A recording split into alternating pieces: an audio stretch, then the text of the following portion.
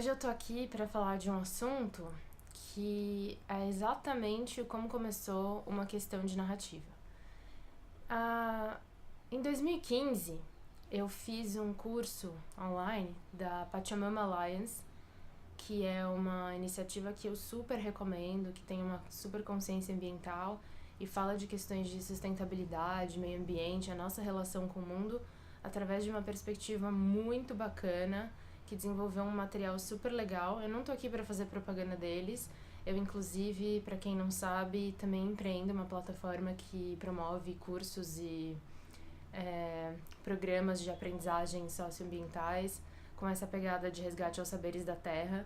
Então eu sou super crítica e chata com relação a iniciativas que falam dessas coisas, com essa questão de greenwashing, com fazer cursos que na verdade às vezes são focados para um público que já tem um conhecimento mais aprofundado e são mais chatos para quem não tem ou inacessíveis, ou para que são super básicos e não falam praticamente nada. E esse do Pachamama é um negócio que, se puder, assim, tem que fazer. Porque, inclusive, não é que ele é gratuito, mas ele é por contribuições e você escolhe o valor. Então, assim, ele pode ser gratuito, mas é bacana que você incentive que eles continuem e ajude a manter o programa. Mas não é uma coisa que, assim, você vai ter que pagar R$ 500 pra fazer isso daí. Se você puder dar uma contribuição de 50, é o quanto você conseguir participar, assim. E eles têm um trabalho muito legal. E esse curso chama Game Changer Intensive. Aí a única questão é que ele tá em inglês. Eu acredito que existe uma versão em espanhol e que já tem traduções sendo encaminhadas. Acho que ainda não rolou um Game Changer em português. Não, eu preciso dar uma confirmada. Mas vale a pena se informar. E tem o Awakening the Dreamer, que aí sim é uma conferência, um curso mais curto e tem em várias línguas. Inclusive, às vezes tem facilitadores locais também para fazer presencialmente. Por que eu tô falando desse curso? Porque um dos módulos dele é focado na questão de história, o história mesmo, né, das narrativas que a gente conta enquanto sociedade. E aí ele menciona como que desde a época em que a gente sentava enquanto sociedade, humanidade, ao redor da fogueira para compartilhar mitos, lendas, as histórias do dia a dia, fazer contos de terror, o que fosse, a gente se comunica enquanto humanidade por meio de histórias. E isso tem permeado toda a existência humana. Então, de uma forma ou de outra, seja via religiões, seja por meio de livros, seja qualquer mídia que esteja trabalhando isso é uma das principais vias de comunicação que a gente tem.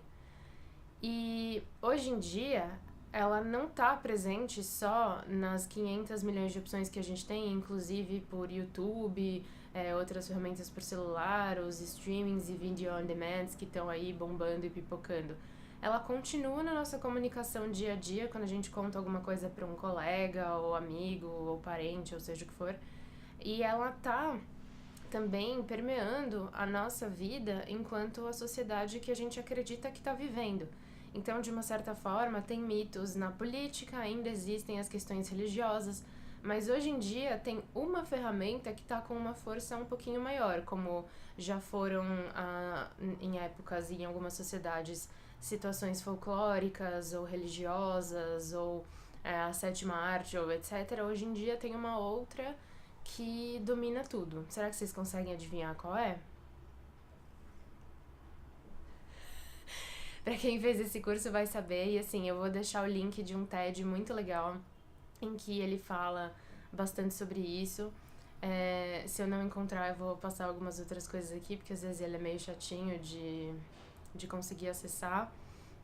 Mas eu sinto que é muito importante a gente entender que, no fim das contas, sempre tem uma certa narrativa por trás das coisas. E com comunicação social, querendo ou não, a gente sempre tá falando de um certo condicionamento e um certo incentivo a pensar de uma maneira específica. Porque mesmo quando as pessoas não querem fazer isso, nós somos humanos. Então, se eu for te contar, por exemplo, a minha experiência em ter ido ao parque ontem, ela é a partir do meu ponto de vista. Eu não vivenciei todas as possibilidades de quem foi no parque ontem, eu não fiquei lá o dia inteiro, Então, outras pessoas que foram no mesmo lugar que eu, no mesmo evento que eu, elas vão vivenciar coisas diferentes. E aí, se eu passar pra vocês isso, vocês estão vendo a minha realidade, não a realidade. Então, quando a gente tá falando, por exemplo, de jornalismo, mesmo que a pessoa tá relatando um fato, ela tá, querendo ou não, passando um pouco da perspectiva dela, ou da pessoa que ela entrevistou, do lugar que ela pegou. E mesmo quando ela tenta não fazer isso, o recorte de ângulo que você tira a fotografia, as palavras que você escolhe para narrar aquilo ali, conscientemente ou não, estão direcionadas para narrar um pouco mais de uma parte ou de outra, porque as outras pessoas não estavam lá vendo. E aí a sensação acaba muitas vezes ficando um pouco direcionada para aquele processo. E aí é um chamado também para os meus colegas realizadores que criam principalmente ficção e que estão na área do audiovisual, para a gente entender que cada coisa que a gente coloca tem uma função. Então não é que a gente precisa ficar estudando semiótica em cada pedacinho do processo e pensando em todos os símbolos, porque não necessariamente o nosso público e o nosso objetivo é sempre para um lado artístico, para pessoal de crítica e para galera que estudou e é acadêmico desse processo. Mas quando você coloca uma cena em que você tem um personagem mais alto do que o outro, em que você usa certo tipo de trilha sonora, em que você coloca as pessoas praticando uma certa atividade, você tá sim passando uma mensagem com aquilo. Você não tá só fazendo uma cena bonitinha, uma fotografia bacana, ou sendo referenciado por certas obras que você assistiu antes e que te deram um tom de como aquele gênero funciona, ou seja o que for. Então eu acho que é importante a gente lembrar disso e entender que no fundo é sim uma questão de ponto de vista, de narrativa, e que quando a gente está falando em termos de sociedade, isso tá sim influenciando muita gente.